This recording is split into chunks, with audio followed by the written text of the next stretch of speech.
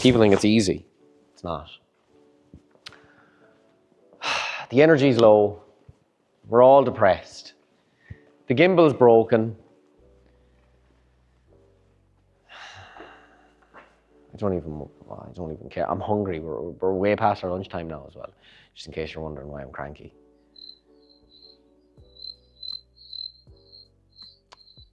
We'd rehearsed as well something that's going to be really good. You did, yeah. What's up, guys? You always have to clap your arm. What's up, guys? Like you're teaching the lesson. Welcome back. The golf. So, I said we were going to do some work on it when we got parts. So we got some parts. Start off on the floor. Can you get to the floor with that? Is it working? That's the floor. Clutch and flywheel. Done. Nearly. There's drive shafts and stuff to go back in. But we're not putting them back on yet because we have other things for doing. So we have both sides of the engine stripped and we have the rocker cover off. We are doing time and chain, tensioner, and this is the phaser pulley which I was on about. So this is a hydraulically operated cam pulley which varies the timing of the intake camshaft. So depending on your rev range, makes more power, less power, advanced, retard. So we're doing cam, tensioner, phaser pulley on that side, and then over on this side we are doing a timing belt kit and a water pump. So timing belt kit and water pump. And we have over here SKF, timing belt kit and water pump, and then all the necessary gaskets. So this is very important when you're, maybe not that one, or that one. This is very important when you're doing jobs, new gasket. That's the gasket for the cover that goes over the timing chain, new rocker cover gasket, and then we have the chain and tensioner, Febby Bilstein, top quality stuff, and then there's the phaser pulley. And just to explain as to what's going on, this here is the high pressure fuel pump. So that's driven off the end of this camshaft. You'll see a triangular shaped lobe, which actually pushes on that through this unit here. So you have a little plunger. These actually wear down and cause the car to start losing fuel pressure and doing some weird things. That little plunger goes in here. You need to make sure these are...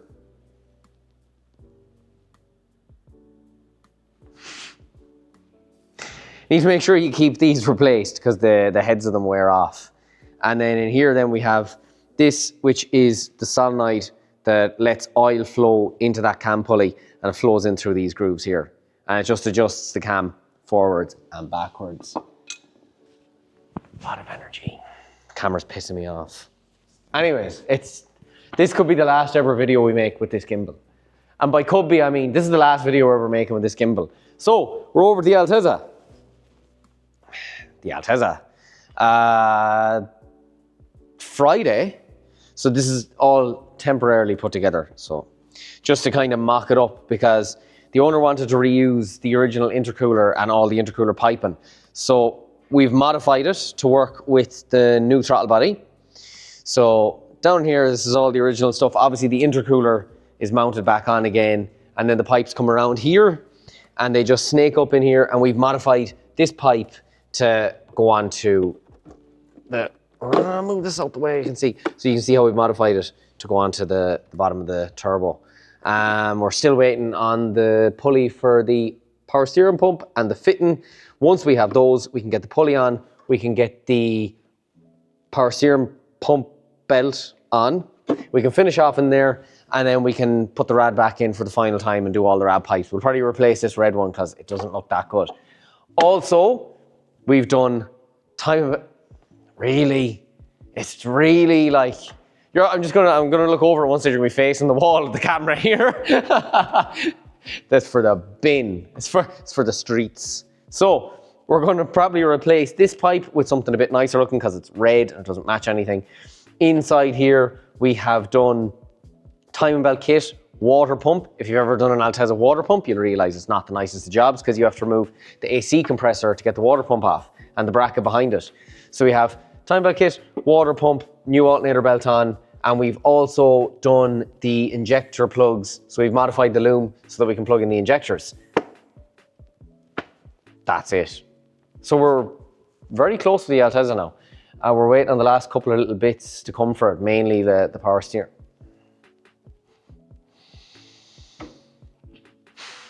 Mainly this is very hard to do.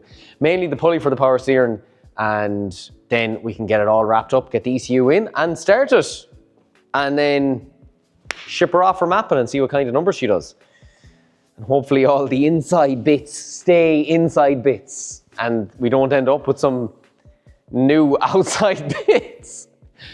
Oh, I really hope you don't clip that and put it into a fucking future video. I'm praying that doesn't happen. Let's hope all the inside bits stay inside bits. And then it just cuts to rods all over the time. I'm praying we never see this clip again. So, we're a little bit happier now. Altezza is not that far away from being done, and the Golf is a little side quest. The Golf is a little side quest. So by the end of today, the Golf should be nearly done. We'll get that shipped back to the customer, and we'll get back on the Altezza and get that finished. And then we have to get back to Ben's Subaru and get that finished. And while I'm finishing this Subaru, we're going to be, no, I'm not going to start that because we're waiting for parts for that. While we're finishing Ben's Subaru, we're going to get the E39 on the corner and we're going to make a start on that. And then we also have the black Subaru outside for the manual conversion, which we're going to do at the same time because we're still waiting on parts for this. So it's all very hectic and it's all very up in the air. Welcome back. It's Thursday for the third time. If only David could include those little cutout clips we had. It was a lot of beep, demonetized immediately. So it's Thursday and I haven't a clue what I'm doing. And that's the script? Yeah. I got it right this time.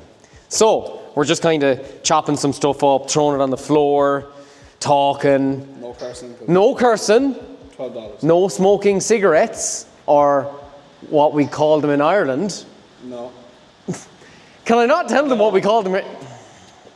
Cigarettes. Yes. I feel dirty. Okay. I'm going to try do a whole clip without saying any curse words We're finishing off this whole vlog. Today's the last clip. So we're going to finish off the whole vlog? Without cursing. Without cursing. We're going to finish the whole vlog with not a single curse word. You've seen it here first. And SHIT counts and DAMN. None of them, they are also curse words in the States. God damn! You bleep that out. Okay, fine. No curse words. We're going to keep it PG. We're going to be family friendly. You can show this to your 2-year-old. Not only could your 2-year-old child hold a piece of metal that we deburred, they can also watch our videos now. Because we are PG friendly. Now David might have to go back to the previous clip and bleep out every single curse word I said. There's going to be a lot of bleeps. Anyways, back to the vlog. So, every second word is a curse word and the sentences just don't make sense if you don't use them. You wouldn't understand, if you're from this country, you'll understand how it works here. We have a different English to the whole rest of the world. Right. Altezza. I'm waiting on the ECU unlock code from speedy.eu. So hopefully they're speedy. And we can get the unlock code for pan to the right, cameraman. We obviously have a link.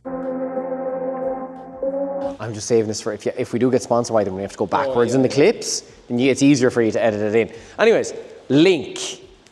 There you go. The link is going into the car. There you go. So the ECU is going to go in here to the old standard ECU box. We're waiting for the owner of said vehicle, which I should be actually collecting today, is a factory IS200 ECU, so I can use its guts. Not its guts. Its skin. I'm like your man, Edward Gein. I'm going to skin the ECU and I'm going to turn it into a chair. Sarah's a Jezebel. I know you can leave Jezebel in because I don't think that's a bad word. It was on Netflix. I was going to give Wesley a shout out, but it turns out JP's a better barber. Wesley's going to see that because he watches the videos. No, he doesn't. He does. No, he doesn't. He does. Okay.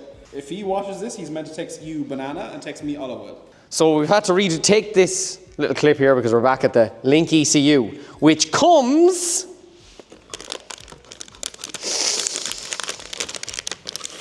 in a bag. Better than the last one, or the last one on your face, that's way worse. You don't bleep that out, put that together in a sentence if you feel like it. Right, in a bag, you pay $2,000 for an ECU and they don't even give you a case. Like, come on. Or a password. Literally, David really hates Link because they don't give you the password with the ECU when you buy it. And then you have to wait for Sweden to send it via pigeon mail. Because it's the most secure form of mail. This does not come in a case, so we need an Altezza Lexus ECU, because the one that came with it is, in fact, an Apexi Power FC. A horrible little ECU, if I do say so myself. Impossible to map, and if they're left unplugged for too long, they lose the map that you put on them. So, the other problem with this is Apexi Power FC. Link. That should be the thumbnail of this week. What? Apexi or Link. An upside down Power FC? Yeah. As in, with the video will be... Yeah, the thumbnail, like.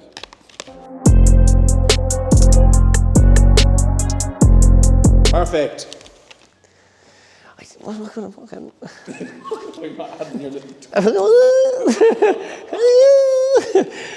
Apexi or Link? Which would you pick? I know David would probably pick the Apexi. Just so we can say, oh, Apexi, fucking hand commander on the dash. You know what yourself? Haltech, yeah. We'll see. We'll see. When this is done, we'll see. If there's a code we have to get from Haltech, he'll burn the ECU. We're waiting for the case. We're still waiting for the power steering pump bits, pulley, phalange, all that sort of stuff. So, in the meantime, we're waiting for a fitting for here, and we're waiting for 2 fittings for here. So I have, as they say, jerry-rigged it. I just have a random bit of AN line with fittings that I had here. It's not PTFE, it's rubber.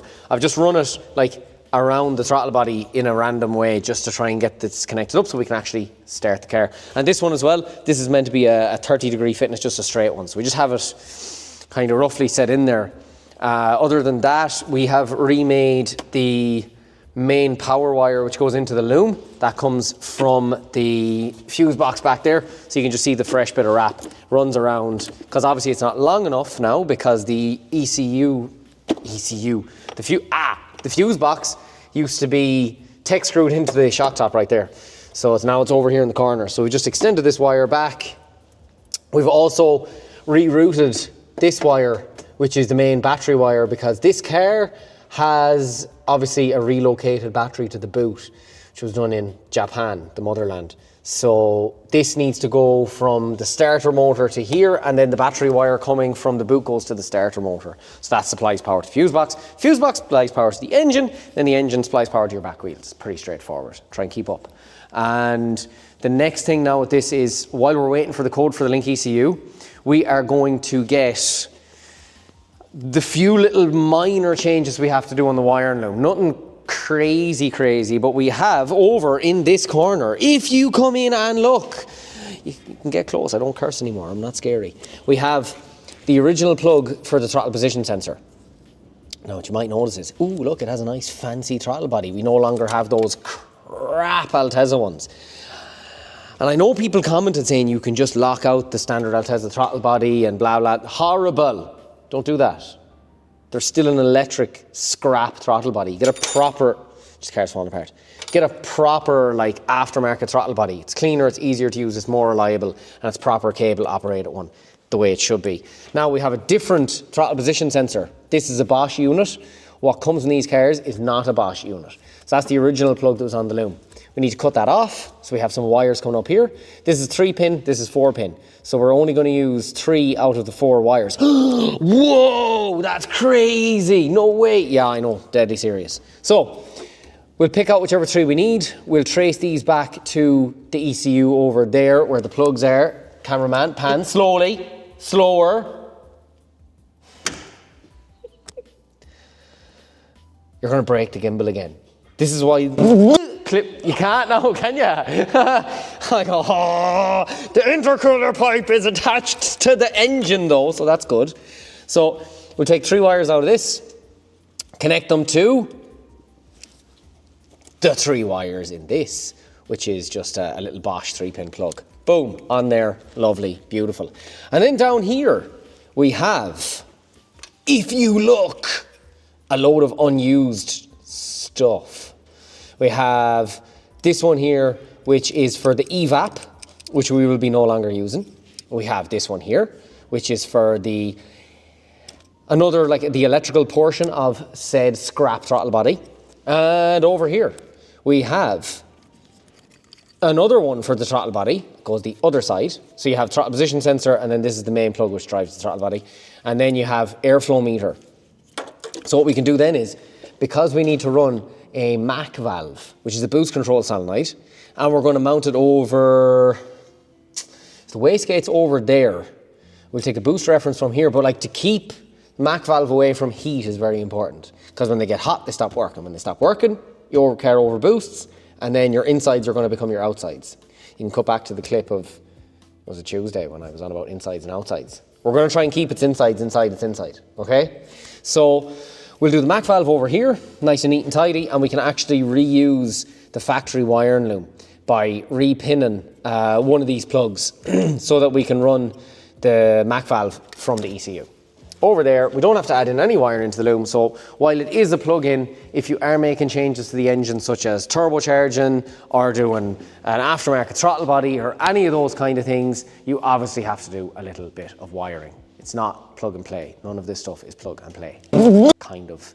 So, I'm going to change this plug, get the throttle body sorted, and then we'll probably look at boost control with the MAC valve. We'll get the MAC valve mounted somewhere out of the way because they're ugly. And then, golly gee, I don't know, it could be time to start it then. And if I'm wearing different clothes when we cut to the clip of this starting, it's not because it's a different day and I forgot to get the unlock code so we couldn't start it today. It's simply because the weather here in Claremont changes so much. 1 minute it's really hot and 1 minute it's really cold. That's the only reason. All this is going to happen. This car will start today. Believe you me, today this car will start. Believe you me. And we're back. And it actually is the same day. Surprise, surprise. So, here's a bit of a smell of petrol. Since we last seen you, we have the TPS done. Was that done in the last clip? It wasn't. I was holding the wiring. You're holding the camera like it's your last fucking Twix. TPS is wired in, and I've put 2 fittings here into the intake manifold. One is to feed boost reference to the ECU, which is in a bag. We're still waiting for the casing for it, but this is just a little temporary setup. Don't look too close to that. It's in one of those, the bag they come in, they're anti-static bags. Safe. And then here we have another fitting which runs directly into our fuel pressure regulator, and that'll feed a boost reference to that. And then we need to put one more fitting in. I won't do it now, I want to start it first. One more fitting in the bottom here, and that'll feed to the, what was the other thing? MAC valve, boost control. We're going to take a boost reference from this side. We'll be feeding cold air into the MAC valve, not hot air. The 14, the air is coming from here, it's a little bit hotter. It doesn't make a massive difference, but still it's better to put cold air into the MAC valve. It doesn't overheat the diaphragm. Now, you're probably wondering what we're about to do. About to start the car. Throw a bit of oil into it, start it up, see what happens. So we'll take off this cover so I don't smother oil all over it. And then while David was gone getting some oil for the engine, because there's no oil in it, we just have, think of this as a flush. We're just putting in some random cheap Hyperlube SL530 because we want to actually run the engine a little bit and make sure it runs right and it's not over fueling or under fueling, doing anything weird. And at which point we will then drain it for the last time and switch over to the proper oil. So we'd always start on a cheap oil, just rather than wasting some good stuff. So we'll fill it now. This is there's a lot of pressure here now because you're going to catch every drop I spill, aren't you? Oh, look at that. Will we go full Jimmy Oaks? How high can we go?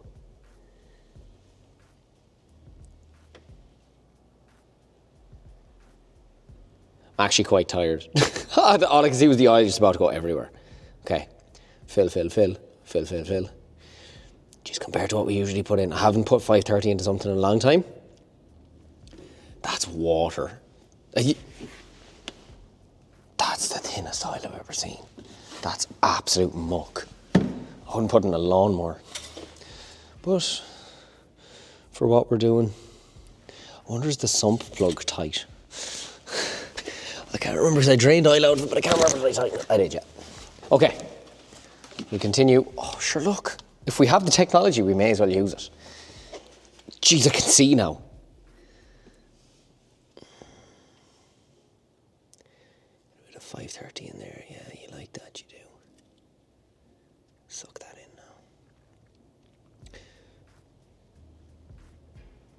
I feel like you're going to add cinematic bars, some music, maybe a bit of MC Pat Flynn.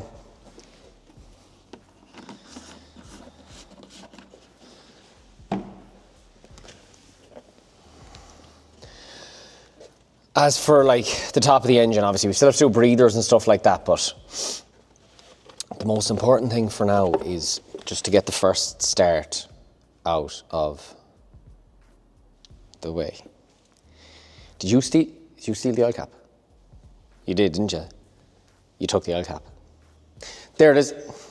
This is why we try not to do too much live action stuff, because it's 20 minutes of.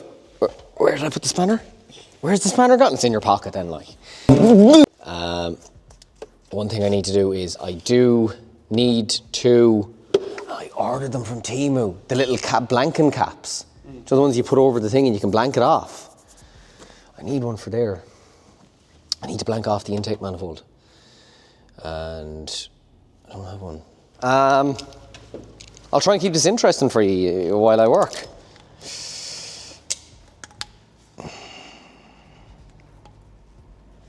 Is this interesting? That old man's flat on the tractor again, isn't he?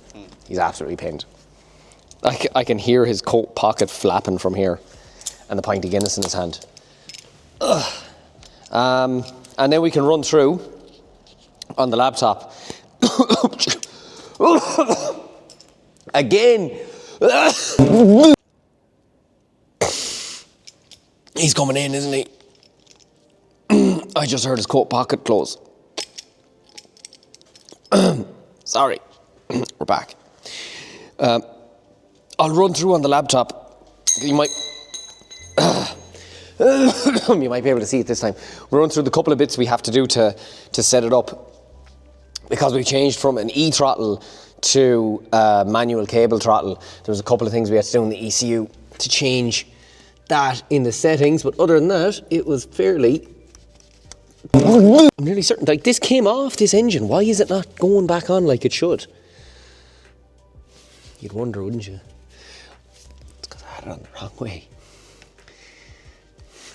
Like this setup here with this little bit of pipe, that's not a good setup. But anyways, that's that. I lost the oil cap again. I found the oil cap. Put this back on here for now. And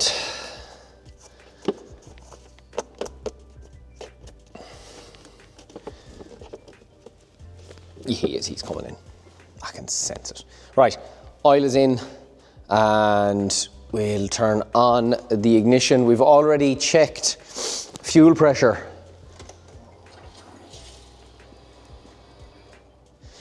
We've set the ECU to prime the pump for us. 3-second pump primage. And we can obviously adjust it, like, so you can see 3 seconds it primed to, what does it get, a 2 bar? So we might do a 5-second or a 6-second prime on it, just to make sure the fuel pressure is up 100% before you try and start it. Obviously when you're swinging, it's going to prime the pump anyways. So we'll connect into the ECU. You are reconnecting to ECU, but settings are different. Do you wish to copy PC settings to ECU?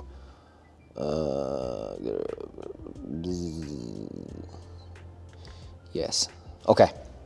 So we're back in. So I think it's because the screen's dusty. So a couple of things here we can go through. The TPS setting up the throttle position sensor. So you can see there, when we move it, we've had to change the plug, rewire it in, and then calibrate it and set it so that it's not looking for an e-throttle anymore. Because originally this ECU is looking for a signal from the throttle, the worst e-throttle ever. So it's still a cable, but the cable turns the position sensor, and the position sensor then sends a signal to the ECU to then send a signal back to the throttle body to then tell the throttle body what to do. It just makes no sense. But that is how the traction control works. So it's no longer as traction control, but you don't need traction control. Why would you want that? So then we have our map sensor. We're no longer running an airflow meter. So that's another thing that needs to be turned off in the settings. We're switching it over to, they call Alpha N, which is a map-based system. You can see here IAT is at 80 degrees. So there's obviously an issue with the intake air temperature sensor. And the issue being it's not plugged in. It's in the air box. It was over there. This probably takes the intake air temperature from the... Hold on. You're about to see some on-the-fly diagnosing here. Because what's an airflow meter? An airflow meter is an airflow meter, and it's also an intake air temperature sensor. So if I'm correct, you'll see this clip, and if I'm wrong, David's going to edit it out so I don't look like an idiot. So this is the airflow meter. So if I plug this in, see that, yeah? See that, yeah? You did. Right. 19 degrees. That's working. And then for the rest of it, then we have tested the fuel pump, run the fuel pump, let it prime, make sure there's no leaks, especially when we've modified the fuel rail. We want to make sure that there's no oil leaks coming out of there. Oil leaks. See, I'm under pressure here now. I'm nervous about starting it. Not oil leaks, fuel leaks from the fuel rail. So, what do you reckon? Get it over with. Try just flat, straight to the floor. We go into fuel setup, fuel main, injection mode. So remember, it was injection mode, sequential, off. So we turned off the injectors. So we can now swing the engine and not let it start, but just make sure the engine turns over, there's nothing squirting out of anywhere, and we're happy enough with everything that's going on before we actually try and start it and have 2,000 RPM of engine oil spitting all over the place. I'm going to activate the injectors, and then we're going to cross our fingers and see what happens. So, injection mode, sequential, modeled, map, 1998 cc, map referenced. Okay, we'll leave it return us for now. We can set this up properly afterwards. Just going down in here, fuel density, stoichiometric, fuel coolant, expected pulse width. Okay, so now fuel is on. What we'll do is we'll move the laptop away from here and leave it there, make sure it doesn't fall off. Your job is to make sure that nothing squirts out of the engine. And I'm going to keep an eye on the instruments inside. It's 50-50 with these things. It could start or it could be 4 hours of misery. You never really know. Rightio.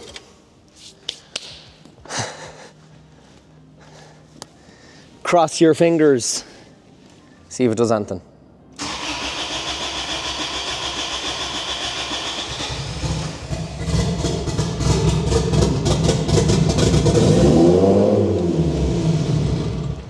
There you go, first start. It was that easy. All eyes on me, live the life of a thug nigga till the day I die.